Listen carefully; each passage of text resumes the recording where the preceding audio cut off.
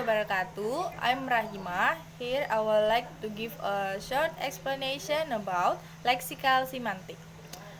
This section opens with a description of the practice of lexicography as it has been applied in the creation of English language dictionary. The first is English language dictionaries. There are so many different kind of dictionaries. Is monolingual dictionary. Monolingual dictionary are intent of native speaker and as consequence focus on one language. Bilingual dictionary is are focus on two language and for native speaker. Unabridged or abridged dictionary. The major dictionary make will periodically realize large unabridged dictionary from which they will produce smaller abridged dictionary that contain a subset of the words in the unabridged dictionary as well as answer the word that have entered the language since the publication of the unabridged version. Thesauruses. These are dictionary that special in providing synonym for the meaning intern than they contain. Special dictionary. Many dictionary focus on vocabulary specific to a particular occasion or area for interest. The next is determining of meaning of words.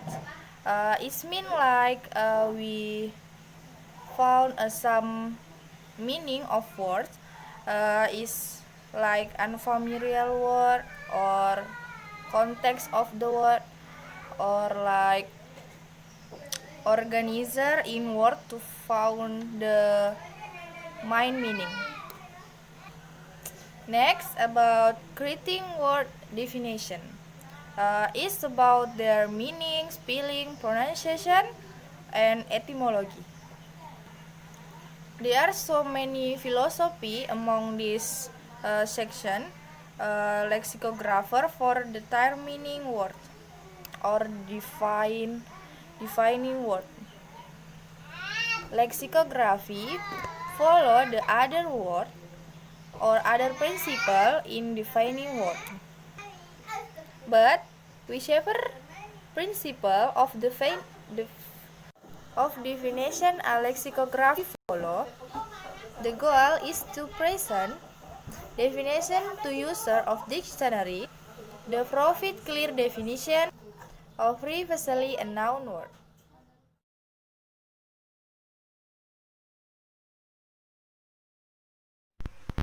Assalamualaikum warahmatullahi wabarakatuh. My name is Rafina Safitri. In this video, I want to tell you about componential analysis. While dictionaries use groupings of words to define single words, semanticists engage in componential analysis, attempt to define words in terms of a set of abstract semantic primitives that break down a word into its essential components. Another variation on componential analysis focuses not on the assignment of features to individual words in a language, but rather on the development of features that specify what kinds of semantic features are universal to all languages. Next, semantic relations. Although the goal of componential analysis is to develop semantic features that define an individual word, the features also serve to distinguish words from one another. Synonym is words having the same meaning, antonym is words having opposite meanings, and hyponym is words whose meanings are included in the meaning of more general words. Next, creating new vocabulary. The discussion thus far has dealt with the meaning of existent words in English. Sometimes, however, a different situation arises, some new phenomenon is introduced into human experience for which some new word needs to be created. The last material is deixis. In addition to having meaning, words also have a pointing function commonly referred to as deixis. The statements occurred at the end of a call-in show on Caribbears, broadcast on National Public Radio in the United States. They were uttered by the two hosts of the show, who are brothers. Although the two utterances contain exactly the same words, they are not redundant because while the phrase "my brother" has the same meaning in both utterances, it has two different referents. Two different individuals in the external world to which the phrase refers or points. The ability of words to refer is known as referential deixis. Two other types of deixis, spatial and temporal deixis, specify how words can situate language in space and time. I think that's all from me, and thank you for watching. Assalamualaikum warahmatullahi wabarakatuh.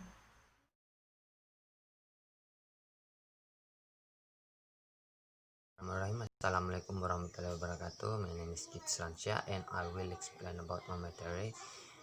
The first, referential deixis. Referential deixis concurs itself with the grammatical persons involved in utterance, thus directly involved. The speaker, the address, does not directly involved. Overhears, thus heard the utterance but were not being directly addressed. For the example, I'm going to the movie or would like to have dinner. Okay, next, spatial deixis. Spatial deixis concurs itself with the spatial location relevant to utterance. Similar to person deixis, the location may be age, thus of the speaker, and address, or thus or of persons or object being referred to.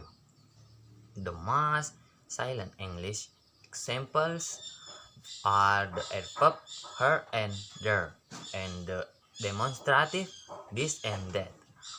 Although thus are far from being the only deixis word.